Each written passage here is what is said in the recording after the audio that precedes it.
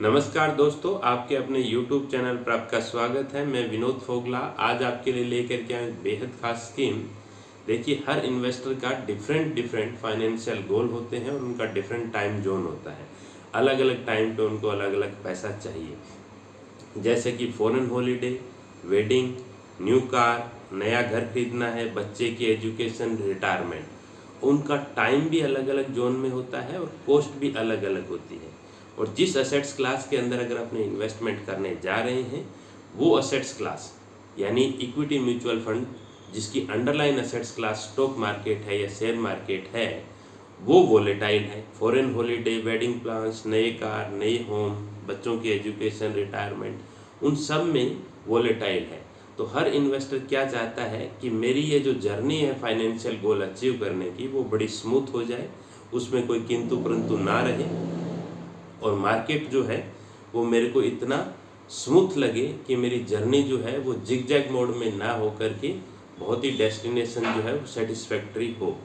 तो मार्केट को डिफ़िकल्ट जो अपने फाइनेंशियल गोल को बना देता है, markets are volatile and my goals have different time frames. तो bigger question is that how do I plan. I need more stable return over different time frame. यानी मुझे ऐसी स्कीम चाहिए जो कि स्टेबिलिटी से, कंसिस्टेंसी से रिटर्न दे और उसमें वॉलेटिलिटी कम हो। तो जी हाँ, आज आपके लिए लेकर के मैं आया हूँ गोल अनेक म्यूचुअल फंड एक, श्री राम म्यूचुअल फंड का Shri Ram multi asset allocation fund, जिसकी यूएसपी है कि इसमें अपसाइड ऑफ इक्विटी यानी सब्जेक्ट टू मार्केट रिस्क, क्योंकि मिनिमम 65% पैसा इक्विटी में रहने वाला है। स्टेबिलिटी ऑफ डेट यानी फिक्स इनकम, जहाँ पर पैसा इन्वेस्टमेंट होने वाला है। और तीसरा असेट्स क्लास है प्रोटेक्शन ऑफ गोल्ड। गोल्ड भी इस पोर्टफोलियो के अंदर रहने वाला है। यह एनएफओ 18 अगस्त 2023 से 1 सितंबर 2023 तक ओपन होगा और उसके बाद रीओपन होगा 15 सितंबर 2023 को बाइंग और सेलिंग के लिए। अब इसके फंड की अगर मैं बात करूं बैक टेस्टिंग की, तो 10 साल पुराना एक बैक टेस्टिंग किया तो उसके रिटर्न क्या आए वो मैं आपको शेयर करता हूं। अगर जून 2013 में किसी ने 100 रुपीज़ डाला, तो आज ऐसा स्कीम अगर मल्टी एसेट एलोकेशन फंड होता तो 461 रुपया उसकी वैल्यू होती। पिछले 10 साल में करीबन 4.25 गुना पैसा होता। वही पैसा अगर बेंचमार्क में डाला होता तो 100 रुपये का 300 रुपया होता, यानी 3 टाइम्स होता। और बेंचमार्क कैसे बना? बेंचमार्क में निफ्टी 50 टोटल रिटर्न इंडेक्स का 70% वेटेज है, Nifty short term duration in debt index का 20% वेटेज है, डोमेस्टिक प्राइस ऑफ गोल्ड का 8% वेटेज है, डोमेस्टिक प्राइस ऑफ सिल्वर का 2% वेटेज है।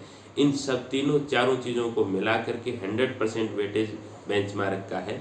निफ्टी के अंदर, निफ्टी 50 के अंदर अगर इन्वेस्टमेंट किया होता तो 100 रुपये का 328 रुपया होता, करीबन 3.25 गुना पिछले 10 साल में।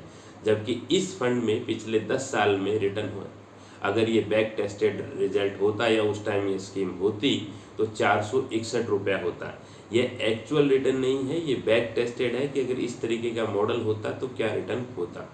अब मैं बात करता हूँ इस फंड के एग्जिट लोड की।